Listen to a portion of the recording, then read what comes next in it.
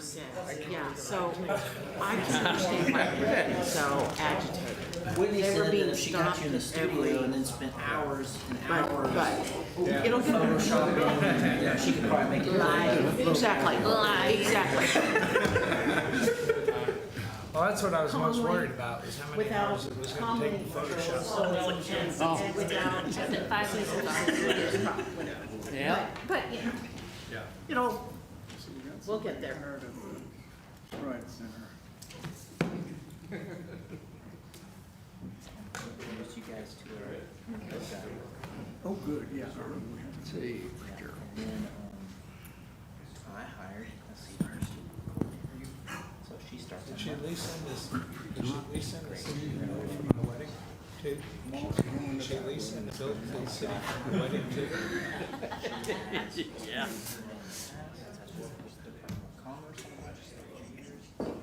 And she's a fabulous, fabulous lady. I think you guys are gonna love her. She was one of those things. Any of my emails.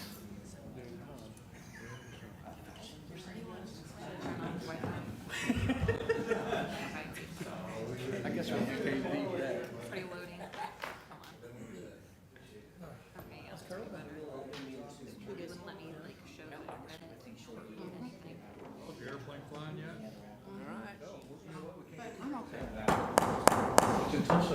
Okay, call the meeting to order.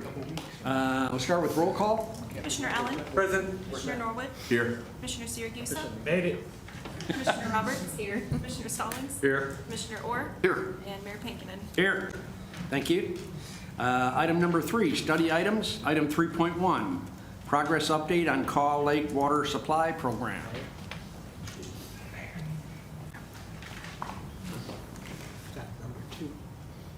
Oh, stand by just a moment. Let me do one other. I skipped over number 2. Item 2, at the Commissioner's request, discuss any item of concern on the regular session agenda. I knew that, so that's why, I did. Okay, 3, Kaw Lake Water Supply Program. Go ahead. All right, testing. All right, good evening, Mayor, Commissioners. Eric Flady with Garber. Back again to give you an update and pregame some items for general session this evening. So before you see the 3 items on the agenda, item number 1, with significant open trench work progressing by Garney, Jason's going to talk through that installation process and carry that forward with our landowner communication plan. Next, as you're aware, due to land acquisition constraints for our Arkansas West HDD crossing, we have completed design to realign the location of that and want to discuss that in order to not further delay the contractor and keep the work on track, keep that train rolling. And then last, with bids received now for the significance of the entire program and awarded, Garney's been able to now fully coordinate a cohesive construction schedule, and given today's market conditions, they've made exceptional effort to mitigate and minimize impacts of lead times and again the current market, so they now have a full, comprehensive, cohesive, complete schedule that does extend the substantial completion beyond the current contract amount, so duration. So we do want to talk about that. And with that, I'm going to pass it off to Jason to talk through our first item.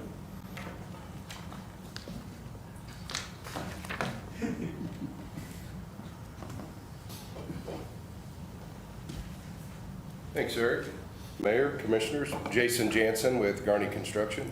I'm going to give a high-level update over the raw water pipelines predominantly, some of the efforts that have underwent with regards to communication. As you might recall, to date, there's been roughly 30 bid packages that we've secured, not all of which have been awarded, but 30 advertised to date. And this takes us all the way back into the latter part of 2020. We had a bunch of early out bid packages. With regards to the pipeline in this photo that's depicted, one of our early out bid packages was for the right-of-way survey. We flagged the limits of the right-of-way, and thereafter that established the limits not only for the right-of-way clearing, but also the temporary fence gate gaps to make all 70 miles of this project accessible for the other contractors. So the photo on the left is, and all three of those top photos are establishment of the survey control for the right-of-way limits and ultimately right-of-way clearing. To date, all 70 miles, with exception, there's a couple of properties that we haven't had access to if this scope of work is complete.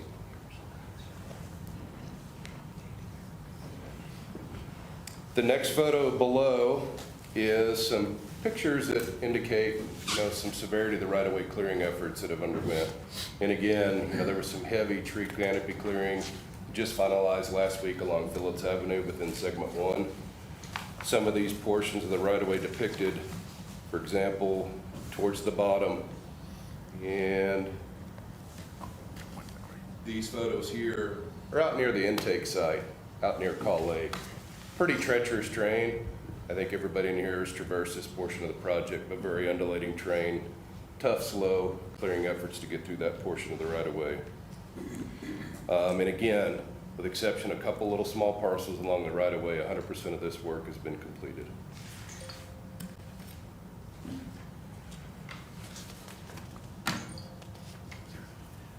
Moving on, this photo here is indicative of the efforts that are required to properly strip and stockpile and segregate the topsoil of all these affected properties.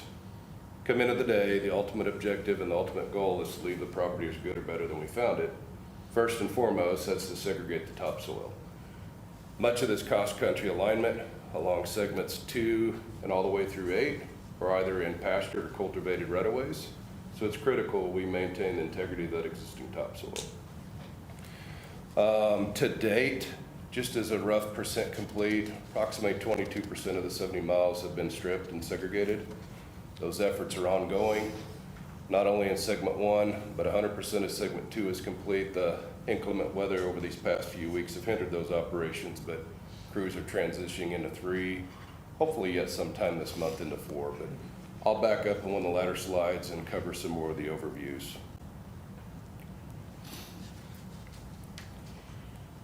The next photo indicates the staging of the pipe bunks. This is a critical component to get the pipe safely and properly staged to secure from public. These soil berms we refer to as pipe bunks. Want the pipe to remain stable. Also, there's a lot of coordination with the property owners because if you put up a 70-mile wall of pipe, you've got to go 70 miles one way or the other to get access through it. So a lot of communication and coordination with the property owners up front to leave pockets within this staged pipe, not only for property owners, but also for the other private right-of-ways, the electric, the gas, etc. Approximately to date, taken about 16% of the pipe deliveries in the total of the program.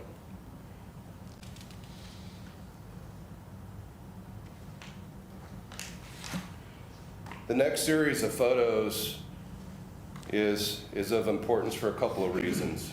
This is open cut installation of the 30-inch 303 within segment 1. Those crews right now are currently working between Van Buren and Cleveland Avenue along a very congested tight corridor along Phillips Avenue. Over the next few weeks, months, get through that next major intersection, Cleveland, we start getting further and further away from local residents and less impactful. So it's been a tough section to build. From segment 1 update, so the crews are staged there. They're constructing complete all the way out east of the segment 1-2 interconnect. Roughly 5% of that segment, that number's not right, 31% of that segment has been constructed.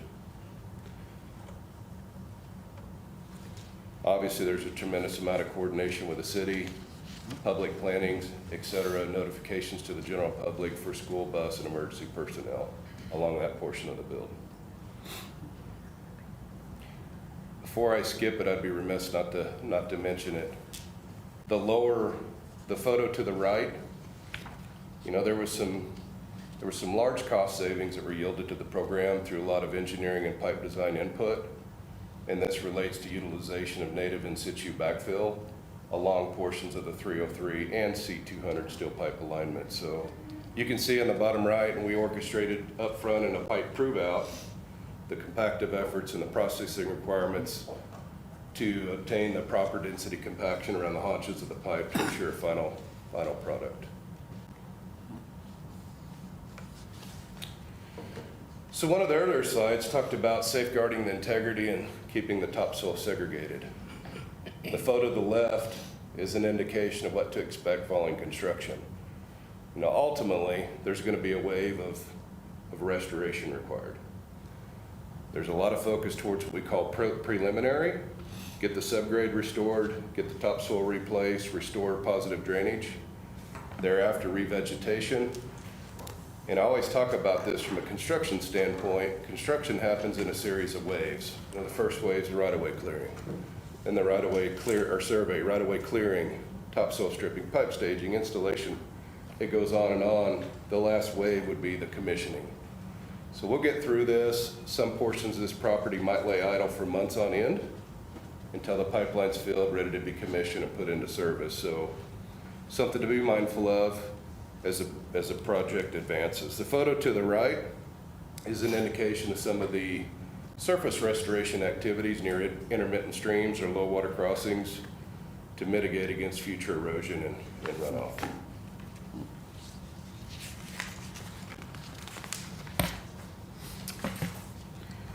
These next photos, once the 70 miles is constructed, how does the maintenance team gain access to the pipeline? Permanent gates at defined locations is agreed upon within the easement agreements. There's unique provisions within every easement, all of them, but some we need to be mindful of.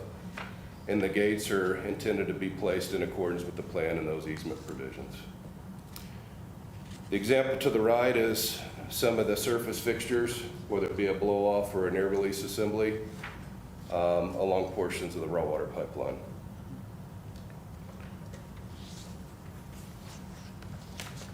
Now, to kind of put it all into perspective, for the most part, with the exception of Phillips Avenue and some other portions along certain portions of the alignment, for all intents and purposes, there's a 50-foot permanent and a 50-foot temporary right-of-way. And within the permanent right-of-way, typically it's a 20-foot offset to center line.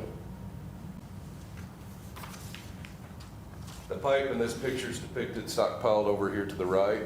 A lot of times you might see the pipes actually strung over here on the short side. But the intent of this, as you see this, is to keep the topsoil segregated and isolated for the remainder of the excavation throughout the totality of the construction. It'll be the last thing to go back on top to ensure that the property gets restored to like kind as it was prior to construction. And Eric, I think you'd mentioned there were some flyers that were distributed. It was prior to my arrival in the program. So this graphic here was prepared, probably about 3 years ago. This graphic was prepared a few years ago in a pipeline installation guide brochure that we delivered to all the landowners when we sat down at the kitchen table to visit with them and talk about what's going to happen and certainly damage to the work and talk through this process Jason just informed. So it's pretty impressive to see the full use that Jason showed in photos of this now 100-foot work zone. And again, this came before with all these landowners, so wanted to let you know that it hasn't changed. So we'll hold our word to these landowners within this work zone.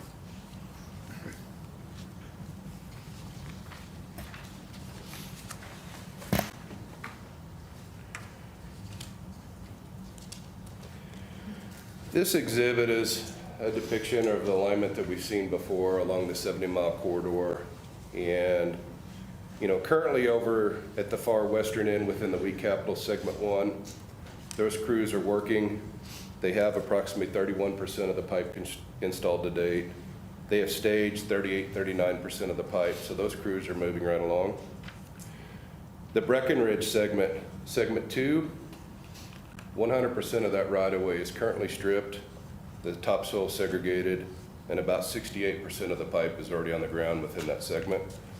We've got a pre-construction meeting tomorrow for a kickoff, and the Segment 2 construction should be underway next week. Obviously, the weather and recent inclement delays have prohibited us from having the entirety of 2 staged and strung. It would have happened within the last couple of weeks, but playing catch-up, play the cards Mother Nature hands and we move forward. Moving further up the alignment within the Garver Segment 3, approximately 10% of that right-of-way is stripped and stockpiled right now. And once deliveries conclude within Segment 2, those deliveries will continue linearly into Segment 3.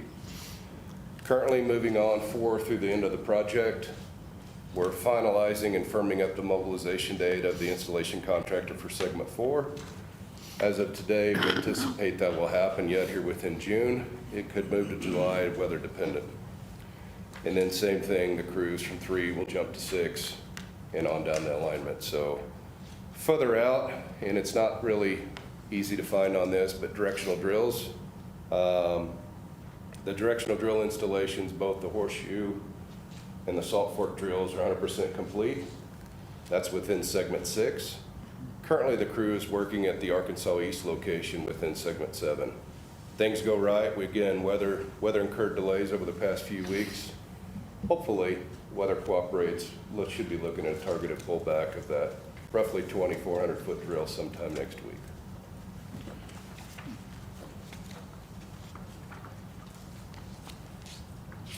So to orchestrate all this, obviously an immense amount of coordination and pre-planning. I think from the CMAR standpoint, it's been a little bit of an uphill to climb, so there was a lot of this design. If you go back a couple of years, now we sit into construction, so people kind of lose sight of the program and project. So our initial intent was to run parallel with those early out bid packages. So the CMAR's primary obligation is to reach out to the property owners, get through the questions, get through the concerns, identify points of contact to facilitate the right-of-way clearing, right-of-way survey, and the trenchless installations. As the project moves along, and again, I'd mentioned earlier about the series of waves of construction, we'll hand off that level of communication, but yet be a backstop if the property owner has a concern. They've got a point of contact regarding the CMAR. But the installation contractors who are actually constructing the 30 and 36-inch pipeline segments will take over as a primary liaison to those property owners throughout construction. And if everything went perfect, and it never does, it would always come back through Garney and not trouble the city personnel. But from time to time, I'm sure that you all will field calls and we will react accordingly. So generally speaking, that's the high level of the property owner communication. It's constant, it's continuous, and it'll be ongoing till the close of this project concludes, and ultimately in the final restoration and acceptance of each and every one of these parcels. And I didn't intend to skip over it, but as far as work hours and durations, we only had one scope of work within this project, and it was some of the bores and tunnels. The trenchless activities that were constructed on 24-hour work shifts. There's 2 locations yet to construct with that bid package. Other than that, the construction will continue 5 to 6 days a week on a normal work period.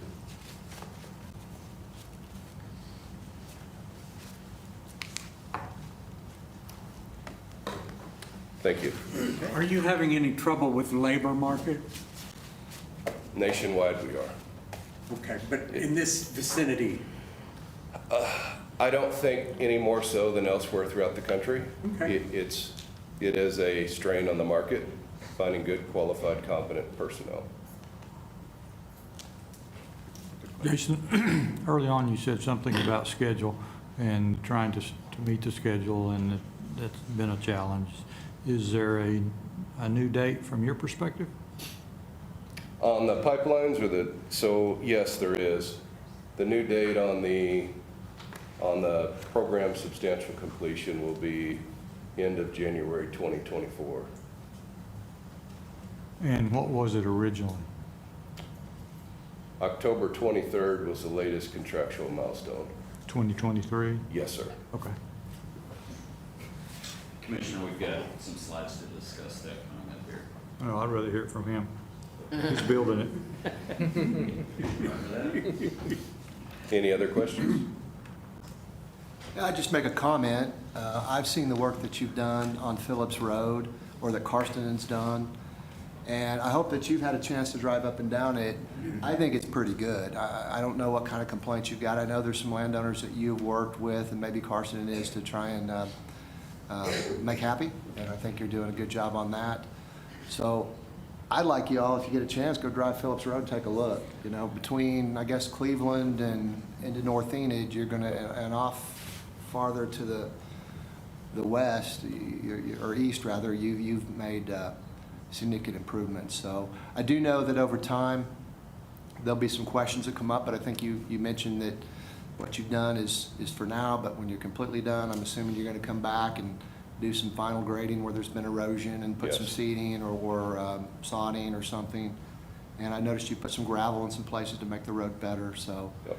I appreciate that. So some of those complaints are probably just temporary.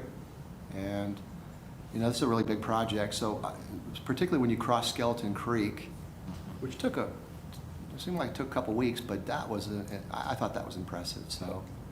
The riprap that's in there, I know you might have to go and Probably smooth reshape it out a it, little bit more, recontour. because it looks like it's created a dam right now, Yeah. but I'm impressed, so I think you guys will be too if you get a chance to look at it. And if you have any questions, Jason's available to us. Thank you.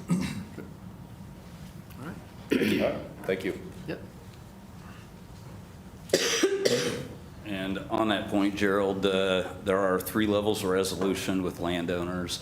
As concerns come up, well, I guess first, let's take a step back. We sat down with landowners up to 4 years ago and 3 years ago to talk through the program. We were at 30 to 60% design. Landowners had an understanding to the best of our ability of damages and impacts they would have at that time. Now, fast forwarding to today, of course, many of them have, now that the work's commencing, and they actually see the staking and see the work, things that might have been remiss 3 years ago that they weren't able to foresee with regards to impacts to their property are certainly going to come out now. When those do come out, again, 3 levels of resolution. One, if it's something that's in Garney's Lane is the CMAR. Due to means and method and construction of the work, they'll address that. Some of them then might be something where we'll need to sit down and revisit with landowners to reestablish the terms and conditions, let's say, of their easement document for the longevity now that they see the work.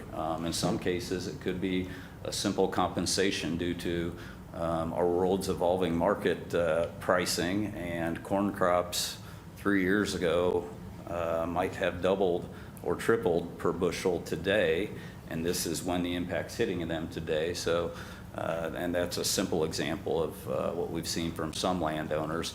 So from there, Garver's land acquisition team will take that off Jason's shoulders, go sit down with the landowners to get that worked out, and then come forward to the city staff for resolution. And then other ones might be more significant that'll just bubble up to the bridge kind of level. But all these will be pretty immediate and urgent responses that are needed to keep Garney moving. So we certainly appreciate the understanding, cooperation from everybody to keep it rolling. So, and I'm going to hand out real quick these pipeline installation guides. I actually had a few there, but you can take them home as take-home packets and have for you to review later. Thank you.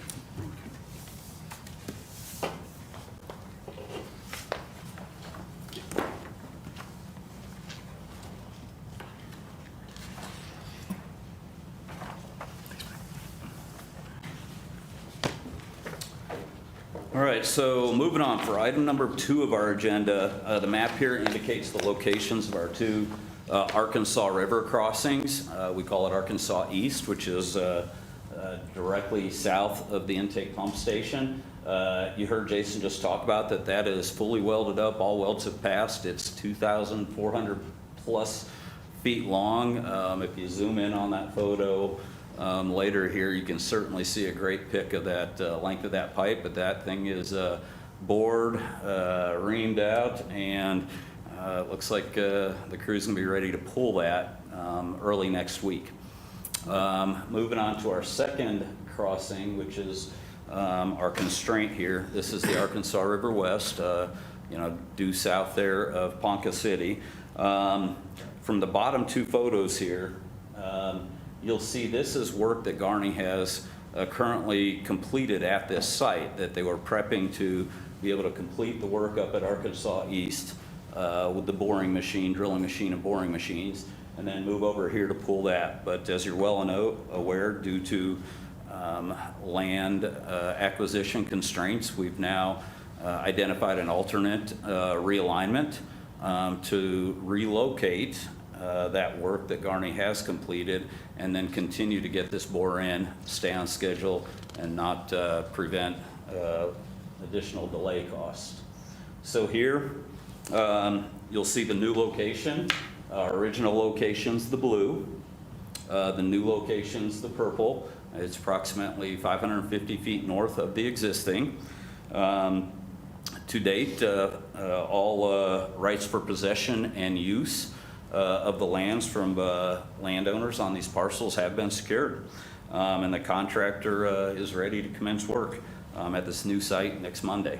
So as soon as they finish up, back up one, finish up here with that equipment, they're gonna move it down and get going on this one, so.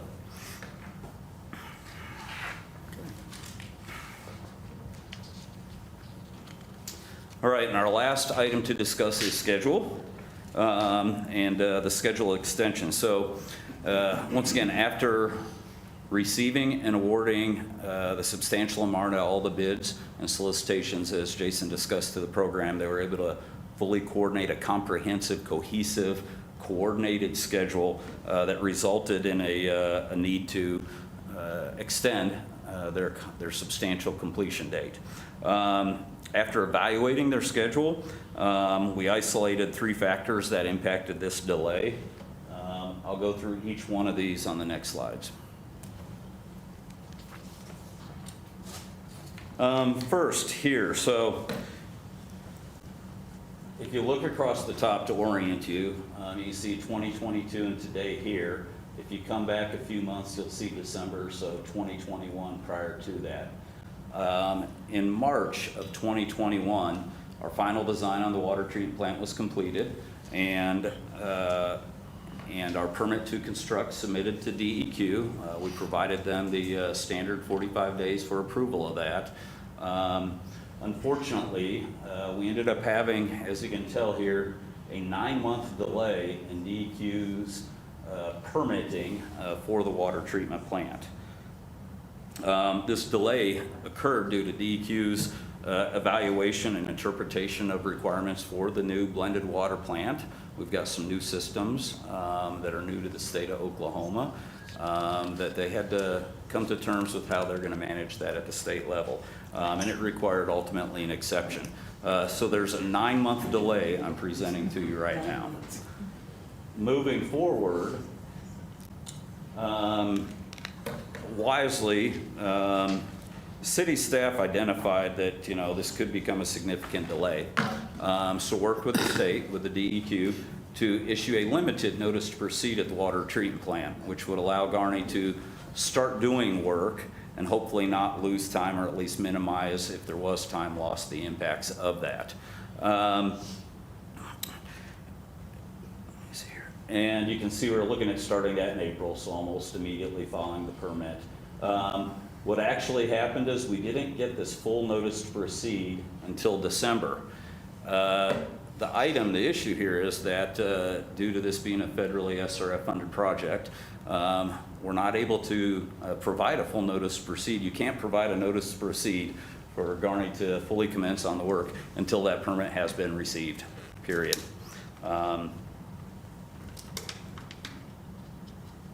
And moving on to the last part of the story here. So with that limited notice to proceed, they planned on starting site prep in June, that taking the month of June 2021 last year, to then continue with what we call critical path for the entire program, is the filter administration building and construction of it at the water treatment plant site. However, they couldn't get started on that because of this extended delay on the permit to construct from DEQ. So Garney actually started the site prep and doing the mass excavation, we'll call it, If you've been out and driven by there, you'll see that the land has changed tremendously. There's big holes and now lots of concrete in the ground. So they couldn't get to that point to even start that until October. And you can see from October till December, we were still waiting to be able to do the significant impact to work.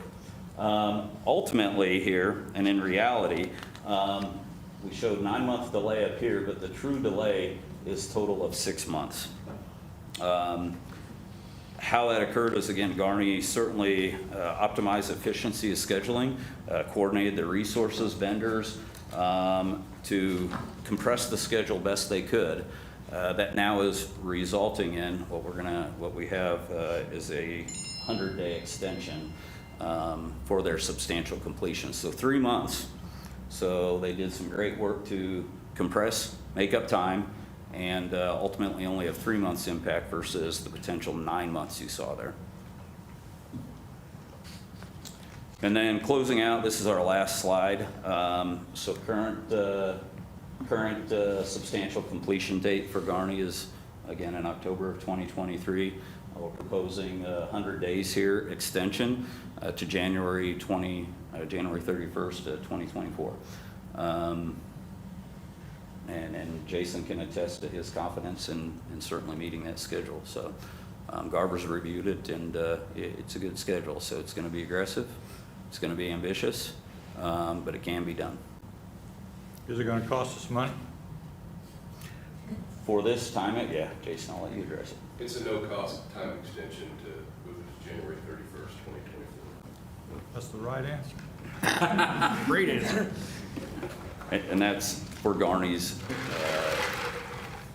extended overhead. All right, if there are no other questions, get on to the next item. Okay. Thank you. Great report, thank you. Thank you. Good update. If anyone's interested, our communications team did about a 4-minute video that these guys helped. That's available on our Facebook site, the same topic. So if anyone wants to go out there and look at it, it's out there. Good. All right. Thank you. Moving on. Item 3.2, discuss improvements to Stride Event Center parking lot and improve access to sidewalks. Yeah, this is a follow-up item during the budget meeting. Several of you mentioned, some concerns you had about the Stride Bank Center, the parking lot, the sidewalk. And so this is our first effort to come back to you, because we'd like to get feedback from you, and then we'll need to get feedback from probably some other groups, and then develop possible solutions and bring them back to you, because that's what we want to do. And I appreciate your work. I think you've put together some good information, but the primary focus of this agenda item is to get feedback from you on exactly the scope of what you're wanting us to look at. So. Okay. Yeah, Mr. Gilbert, you addressed that the way the way I was thinking in my head. This is more of an open discussion amongst everyone. This is some ideas of, from what I heard for the issues that you guys were expressing, and then some of the ideas that I've come up with the last couple of weeks. Nothing's too fancy; they're just some pictures. But it's something, like I said, we have an open topic, open discussion of the issues you guys want addressed. So from a couple weeks ago, the issues that I picked up from the meeting were in the parking lot, there's some long wait times, the number of exits, the limited parking spaces, and the islands / medians that are in there. For the crosswalks on both the east and west sides of the Stride Bank Center, locations, the number of them, the width of the crosswalks, and the visibilities, and then some of the uncontrolled intersections that are in the area. So kind of at this time, if there's anybody that wants any feedback on that adds to this or anything that I feel you guys feel like I've missed, we're open to hearing what you guys have for this. I'll look through it, and it looks to me like you got a lot of bells and whistles there, which probably is a really good thing if we can afford all that. All I was really interested in making sure we had a curb cut on where you come out of the west side of the. Was that, I couldn't tell.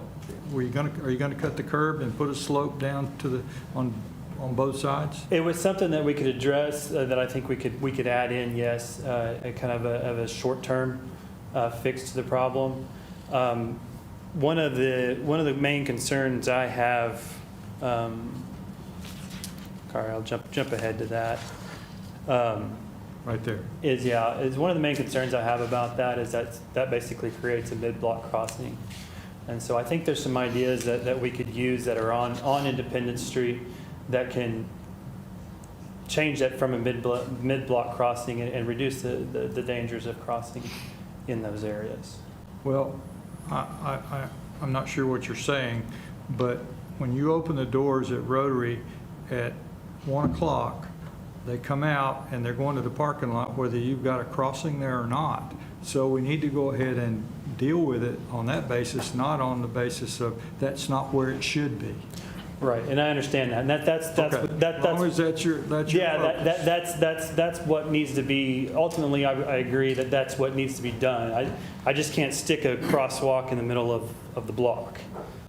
Some of the ideas that I had on there of these raised crosswalks and the inset lighting with flashers and things of that nature are some of ways to get around the mid-block crossing that's dangerous. Ultimately, if you guys have been downtown OKC, this is downtown over here on the that's Bricktown. This is the ballpark. You could say ballpark over there on that side. I think something like this would be a long-term fix, a future project type thing that we could do. Some of the more I think some of the immediate fixes that we can do is the striping, the ramps, the signs, things that aren't, large ticket items, but they're not final solutions. I think you answered my question, but are you going to cut it immediately? It's something that can be done, yes. Okay. I'm not going to. I'm not trying to put you on spot. No, well, I just watched one of our members tumble. Oh, absolutely, and I agree. There needs to be a crosswalk there. It's just it's a standard that we don't want to set a precedent of it being okay for us to put mid-block crossings. Okay, I agree. I'm not trying to do that. I'm just trying to fix up. We see the need, I guarantee. You want to lock that door and make them go out the front door? You got to be the guy that do it. But that's the only way you're going to keep them from coming out is to lock that door. Yes, sir. Yes. Yeah, and I think that's. I'm surprised this hasn't been an issue, in the past or before. Well, it probably has been an issue. So we're also committed to figuring out the expedient, cost-effective way to do this. So some of this stuff may be something we consider in the future, and some of it. Exactly. But we do understand the intent. Yeah. Yeah. That's solve the problems. That's right. Yeah. That. I think. I'll just continue on with this one, and then I'll go back to the parking lot. But kind of the intermediate fixes for this, now is putting in striping, basically from the existing crosswalk that's just on the south side of Cherokee there, down to the south end of the building, where that would encompass all sets of those doors, and then install crosswalk, the ADA ramps on either sides of the roads. One addition to that, we would like to. We think it'd be a good idea. To install bollards there at that exit. The exit needs to be there, but I think during large events and things of that nature, that exit needs to be limited with large volumes of people coming out of that building. That is something I would like to have input from the chief of police and the chief of the fire department as well, as long as those are allowed from their sides. Whatever we end up doing may be a temporary solution because, as you all probably know, the west parking lot's in poor condition. We weren't able to get that in the budget this year, but we're going to need to address that sometime soon, which will lead to the connection and stuff. And some advancements. So that's something to keep in mind too, for that's going to be coming as soon as we can figure out and get some money to fix it. And then a low-cost, good step that we could also get on there as well is flashing signs on either ends of the crosswalk. And then one other thing that I see Chief leaning forward, so I can sense what he just read. One other item that I thought of might be a good idea would be to reduce speed limits within those blocks. And obviously, that's another thing that I would like feedback from the police department. Okay. It doesn't have to be in this meeting. No, I just thought you were leaning forward in your seat. I thought you had something at the tip of your tongue.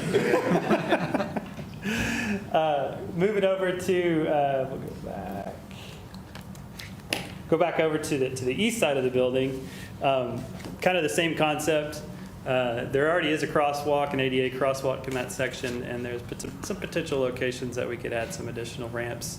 There already is flashing crosswalk signs in that area, so and then also reducing the speed limit in that area. This area is a little bit narrow, a little bit smaller because of a lot of the intersections and the exits and stuff in that area, so it gets small pretty quick. Moving back to, yes, sir. Can we also address the parking on the east side of the road near the ballpark to bring it back down for where the handicap parking is? Because there's a lot of times that they can't even get to the handicap ramps to get the wheelchairs, you know, to unload somebody from a vehicle at the front, because the vehicles are parked all the way up to the ramp and the ramp itself.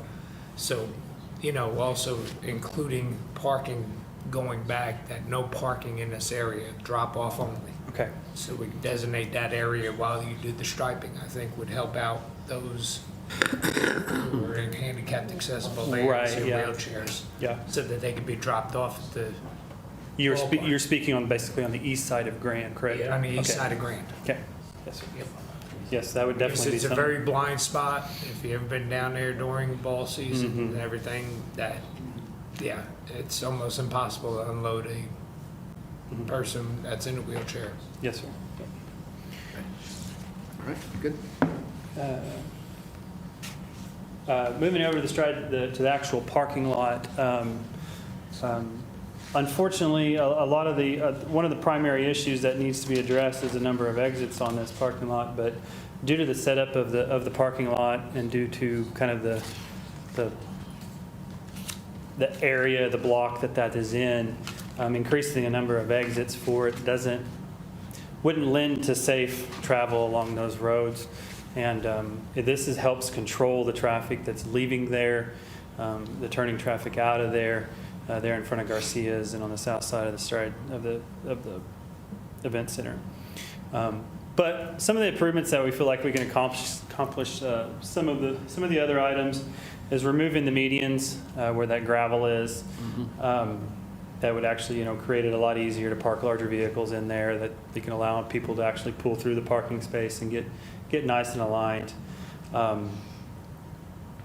There's some center islands that are in there that are kind of, I asked Morali when I was doing this presentation if he knew what they're for, and he did that. So that's something we could take out. We will need to leave some medians or islands around the lighting structures that are in the parking lot, just so they don't get smacked. And I think with some restriping and things of that nature, I think we can clean it up a little bit and make it a little more easier to get around.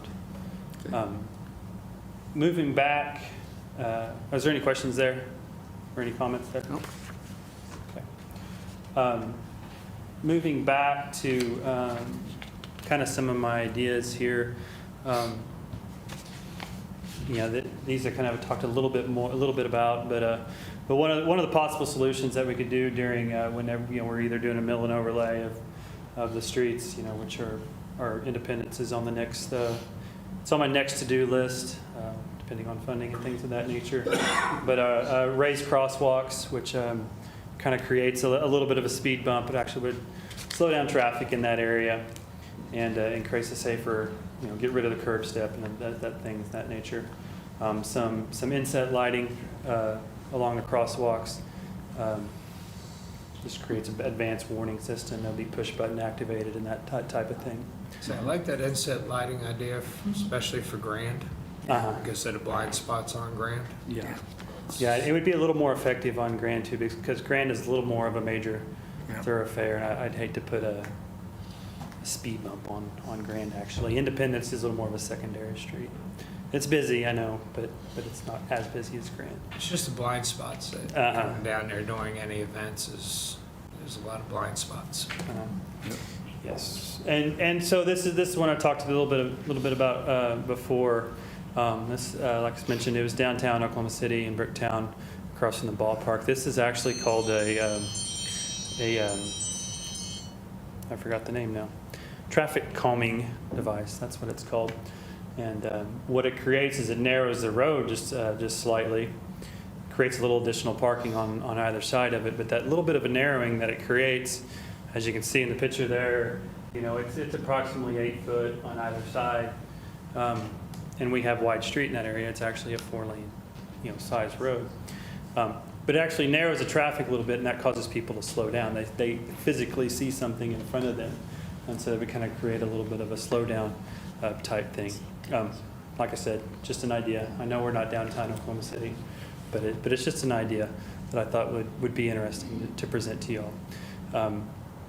Moving forward, like I mentioned, I think we'll be addressing some of the smaller items, the striping, the crosswalks, and the lighting. And I think a lot of that we can do actually in-house. I haven't spoke with tech services or public works or anything of that nature yet, but I think there's some things that we can actually do in-house. So with that, take any other questions. Can I ask what's driving this? Are there a lot of complaints down there, or what? Are people getting hit by cars, or no, not getting hit? It's a lot of the people that are going to Stride Center for different events park in the parking lot, then they have to walk up a block and then go across the crosswalk to go into the building. Well, they're not doing that. So what they're doing is parking their car, walking straight across the street. There's no way to get up. If they're in a wheelchair, there's no ramp. Yeah, I understand the ramp, yeah, but So- what about, why are we considering redoing the parking lot? Is that causing issues of people getting out or in, or what? I've been down there several times, the wait times aren't that bad, at least what I saw, but I didn't know if there was something I was missing. No, just feedback that we've gotten here. And we're not necessarily redoing the parking lot as in entirety at all. The work that we'd be doing is very, very minimal, mostly removal of those curbs in Center Island. So it's small construction, in term. I mean, it'll cost, but it won't be. Well, on the curbs, the grass sometimes separates too. So not only do you have the curb, but if you've got places where there isn't grass, which kind of creates a little hole, that happens all over town. Mm-hmm. But I mean, you have to be really careful where the edges are, and people trip. Well, I understand, are you talking about the west side, where they're talking about doing the curb cut out? Yeah, I understand that, that just makes sense. Yeah. I was just wondering about the parking lot and removing medians and what else we were gonna do to improve it, if that was a priority, or what was going on with that. South parking lot. What's that? South. Yeah, South of the right, side. right. I've just witnessed a lot of people having to do like 15-point turns to get out of there. Yeah. You're basically, once you're in that back area, you Hard to get out. It is. One of the benefits of removing the medians I can speak to is improved, less maintenance. I know crushed granite is what we've used, but the medians are higher than the parking lot. If you go over there right now, you're going to see crushed granite in the parking lot. The only way we get rid of that is to sweep it up, typically manually, because the street sweeper won't do that. So I'm all for doing away with medians and doing striping that makes mobility easier. And hopefully, we don't have any more accidents than we normally would. So I think that's why, Commissioner, I think the day that we talked about this in budget meetings, you might have been gone. So there was some commission discussion. And I think from time to time, there's been complaints. And I know when there's a big event down there, and I've been down there, sometimes I've wondered getting out, wow, I'm backed up. So, but that is when we have big events. So, but I think what we're talking about, I have no idea what it will cost, but removing some medians and restriping and putting up some, a crosswalk and some lights won't be terribly expensive, but it won't be terribly cheap either. So, I was really where you're talking about taking a 4-lane and taking it down to 2 lanes, for a handicap area, it doesn't make any sense to me because people will pull up there and let people out in rain events and things like that. I mean, frankly, that's what this thing is all about, that space between the building and the sidewalk and the street. And that's that area that it just gets soft and causes women in high heels and men to tip over and all kind. And if you make that area smaller to drive through, it seems like it'd make it more dangerous. But you're the professional. That's why you get to draw it up. Yeah, it's like I said, it's just kind of an idea that I'm sorry. It looks pretty cool. I love the look of it, but I understand your concerns, and that's something that would definitely need to be looked at further. As I mentioned, these were just ideas that I've kind of was throwing around, and if this was something, like we got, I got good feedback on, but I appreciate the other side of it as well, is that that's not something we'd want to do. Yeah. One thing I do want to mention as well is that section of Grand is a little confusing, and I think we need to add some signage or some striping in that area, because it starts out as 4-lane, but it eventually decides it's 2-lane down the block somewhere. That's why I can't see on Independence either. On the west side, when you get parking all up on that west side, right up on that crosswalk, kind of what you're saying with that narrowing, at least you can see the person as you're coming southbound with that narrowing, because otherwise there's cars there and you're at the crosswalk and now you got to go a full width of the car and now you're in the street, and guess what? There's cars coming down and don't even see you. Yeah. Bob, just put no parking on. I would suggest no parking south of where he had those stripes to a certain point south of the baseball field. Because I went down there during JUCO World Series, and that is an issue. When people are parking on the east side of the road, they can't see the northbound traffic and they're walking right into the traffic. So after I talked with Jason, I went down there a couple nights just to watch the traffic traffic flow and to see what was going on, and that was an issue because they're not paying attention coming out of the ballpark. There might be a bus parked there or a larger vehicle. They're walking straight out into traffic, and it is somewhat dangerous, but versus a narrowing and a widening, I think that would be detrimental for your emergency traffic flow. I would suggest no parking south of where Jason had those lines, somewhere south on Grand. Is that where you suggested having a loading zone? Well, loading zone would be up where the striping is. As long as there's no parking there, you can unload right to the sidewalk with the side vans, and then they can go park, and same thing with pickup for handicapped accessibility. Yeah. The narrowing down. The narrowing down is not going to help with that. No. But the fact of nobody parking there is going to make it a lot better. I like the no And if they parking. do, the only parking that they do have for handicap is across the street. So now you're coming northbound, the southbound traffic. Now you're coming out into that crosswalk and you're already out into the street and people can't see you coming southbound. And it's, and if you're pushing a chair, the person that's pushing the chair is in control of the chair. Guess where the chair is at? When the person that's pushing it can see the traffic. It's already out in traffic. Right, So yeah. maybe 2 spots north of that to open up that vision would be accessible. And then if you are in a chair yourself that you're operating, guess what you can't see through? The car to see the traffic coming down. You're not tall as. Yeah. So, So we'll let like you I said, there's just certain traffic that needs to be, certain parking spots that need to be pulled off of that crosswalk, both sides of the street. Yeah. So that it's better for handicapped people that are in chairs to make it safely across the street without getting ran over. Absolutely. Yeah, I kind of agree with the chief. I think narrowing it down from 4 to 2, I'm not sure creating a choke point is going to help. And it looks fine on the diagram when there's no cars, but I'd like to see what it would look like as JUCO finishes their final game. 'Cause so it might create more of a hazard than less because of the traffic trying to get through there. Yeah. I guess I wonder where it does narrow down to actual 2-lane. Yeah. Well, and that was just an idea, so that, yeah. Your guess is as good as mine. We can fix that with I some think we do need to restriping. fix Yeah. that. Yeah. Yeah. Absolutely. And a sign that says narrowed down to 2 Yes. Yeah. Okay, thank All you. right, thank you, guys. It's sort of a mid-street and a corner, Yeah. all in one. So you have mid-street on one side and you got a corner on the other side, so it's kind of a strange situation to begin with anyway, but. Right. We call it your Very hybrid, we dangerous. call it your hybrid intersection. Yeah, it's very, very dangerous. All right, thank you, guys. Good, thank you. All right. Item 3.3, discuss possible funding for capital needs for youth programs. Yeah, I'll jump out on this one. I know several of you have talked to me in a follow-up conversation about what can we do or what you would like to do for youth programs, and it kind of relates back to the Great Plains Bank building, which we did just sell and close on last week and have the proceeds for now.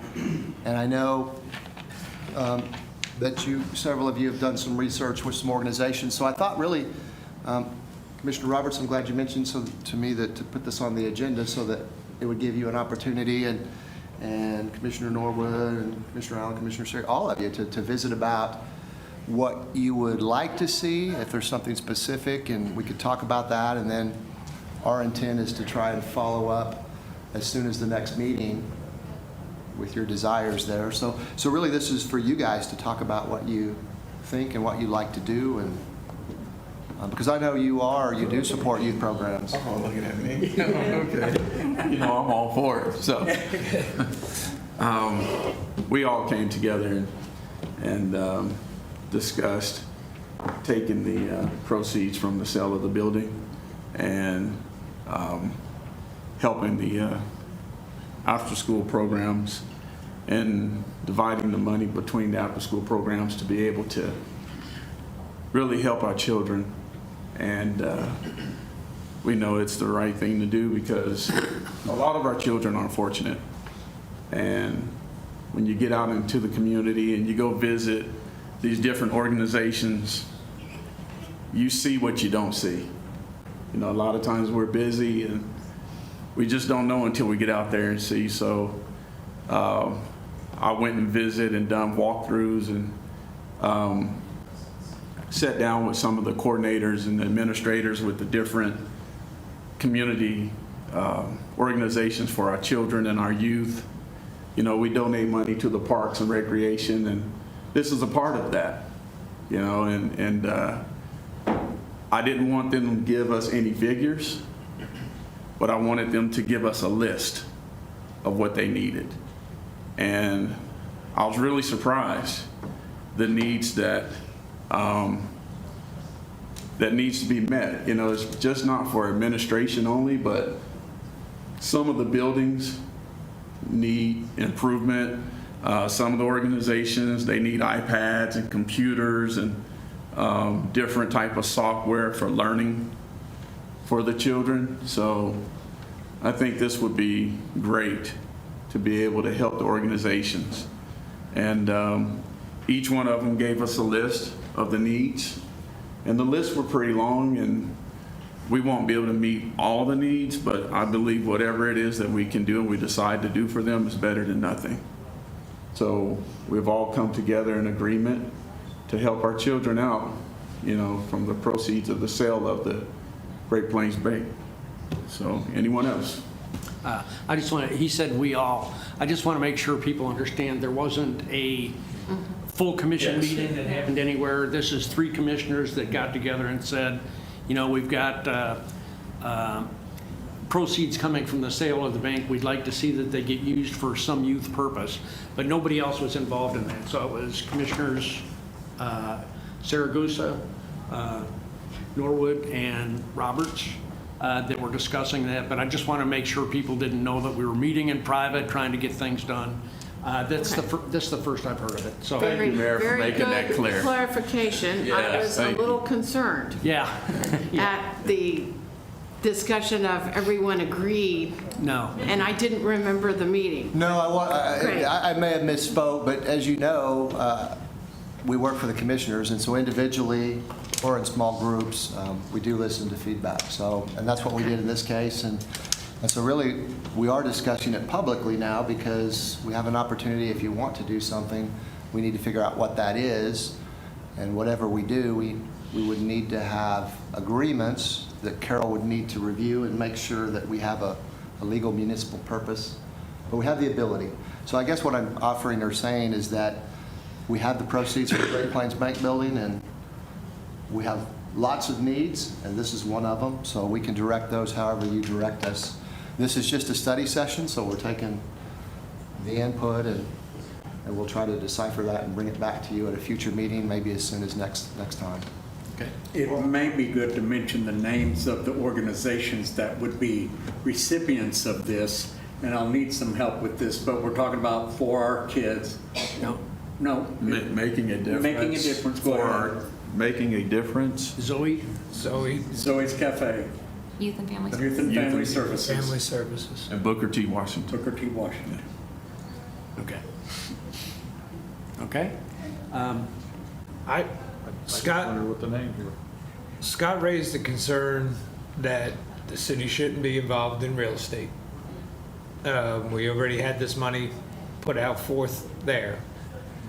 I know, Scott, you're about the kids also. I think you're also about the program, the after-school program with the flight over at the airport. You know about that going on in the high school. And this is moving that money that we made from that sale towards these programs. And these are established programs that have been in town forever. And over the years, they've had money taken from them. Right. I said, we were discussing about, we bought this building and it was gonna cost us $109,000 a year just to keep the doors open on this building. I said, is that money actually going to the kids? It wasn't. So as a commission, we made a decision to say, that's it, we're cutting our losses, we're running, and we didn't have a loss. We actually had a gain. Right. We actually had a gain. So if this was the deal as far as let's do this for our kids, let's do it. I think your heart's in the right place, and all I suggest to you is that if we're going to pick out 4 organizations, there's probably 4 more that are also deserving. I would like to hear from each of those 4 organizations before we do any kind of voting on it. Somebody to tell us what they're going to do with the money and make a presentation. They've all sent us lists of what they need, so we can get those to you. But I think what Rob is saying is you probably approached 3 or 4 that you knew, and there's probably more that might also benefit from that. And so I think that's his concern, is if we just ask some and don't ask others, did we ask the right people? And did we include everybody we should have? One of the things we were trying to focus on, though, was that they were after-school programs that directly impacted children in specific children areas, and 3 of those do that. And then Youth and Family Services, of course, they have their mission.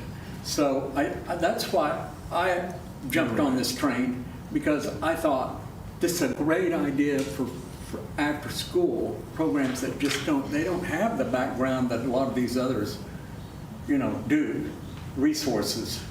So that's why I like this idea. I don't know how you skin the cat. I mean, as the mayor said, there are others that might be appropriate, and I don't know how you go from here to here. Maybe you guys have already made that decision, but I think we all need to have a piece of that. We all need to buy in. And I don't think anybody's against supporting after-school programs. I'm certainly not. We just want to make sure that everybody's had a chance to come up here. Like I said, there may be one we don't know about or aren't thinking about that deserves something. And I'm not trying to roadblock this at all. I just want full disclosure as we move forward. So. Yeah. Normally when this happens, we'll put out some kind of a public notice, and we'll ask for applications or let them know what it is we're trying to do, and then we'll evaluate those notices. And I don't want to make it overly trying to make things really complicated, but that's why we're here to talk about things, and some of this will have to be Yeah. A lot of things gotta be worked out, because was not the intent of what we're bringing. And we can put in our call that it's specifically to try and help with after-school programs. I don't have a problem with that. But I think the problem we have with public is if we handpick certain organizations to support, what we're doing is excluding everybody else, which and they may have somebody else that, another organization that is also needs the help just as much and covers the same kind of mission. That's all I'm saying. Again, I wasn't in all of that, so I'm not trying to disrupt the vote. I'm just trying to say that's why we usually do a call like that, is to make sure anybody. If you go to CDBG, Yeah, there's certain organizations that's allowed to apply for CDBG money. okay, And all of these organizations that we just mentioned were ones that applied for CDBG money okay. for specific after-school stuff. Was there anybody else that is CDBG eligible that didn't apply that I we didn't see They it. don't have the after-school programs that we're talking about. Okay. That's why they're there. Yeah, and that's what we're trying to understand. And that's what I'm saying, these were CDBG applicants specifically for after-school programs. Okay. And that's how we were able to, Mayor, that's how we were able to come up with the Now list. we're down for that list. All right. Okay. Well, we can proceed however you want to, so I'll be figuring out, probably with Carol, the best way to proceed, because what I hear is, on one hand, we know, and there's a CDBG funding committee that I think you three are on, that you have heard the applications you've heard. In fact, you've made the recommendations for whoever got money. We also have a CV2 program that we've looked at if any of these needs, and we put out a couple of, I think, deadline requests for that. I think we've gotten some requests or applications in. If we want to do this like that, we certainly can. I'll just be looking probably to get some more input from you to figure out how to proceed, and we'll make sure that it probably is wise to proceed in the most fair way possible for you to accomplish what it is you collectively want to do. So I think I have an idea of how to do that. But today is to have public discussion about this, and so I don't want to get in the way of any more discussion. No, and I appreciate the work that you guys have done, and I didn't know what was going on, so I'm asking questions. It looks like I'm opposed to the idea, and I'm really not. I'm just trying to make sure that we're doing things and being fair. So I appreciate the comments and appreciate the work that you guys I didn't think you were opposed in any way, shape, or form there, but Yeah. it's like I said, the way that we figured out the certain programs Yeah. were, these were CDBG specific groups Okay. that filed for after-school stuff. That their funding also had gone down over the years Right. and everything else because of other funding that went out for other programs, but not specifically after-school programs. But Right. of course, this wouldn't be CDBG funding. No. No. So No. other groups could have a need, but they would not qualify because they're not in the right. They might have after-school programs, but they might not be in the right part of town, and and they might not want all the red tape that is involved in federal programs. So that's just, Yeah. CDBG has its own little rules, but that doesn't mean that we have to follow the federal rules with money that isn't federal money. Understandable. That's where we came to All right. that decision on it. Okay. Well, we will figure out, that money's not going anywhere. Those proceeds will stay in the city coffers. I recognize we'll figure out the process that we think is the fair process to bring back to you for you to make a decision, which you can only make publicly. And so just to make that clear. But I do appreciate the feedback and the help, because what we try to do here is bring you the information you need to make the decisions you want to make that are best for the city. So, All right. Thank you. All right, that's the last item on our agenda, so we'll adjourn and reconvene at 6:30.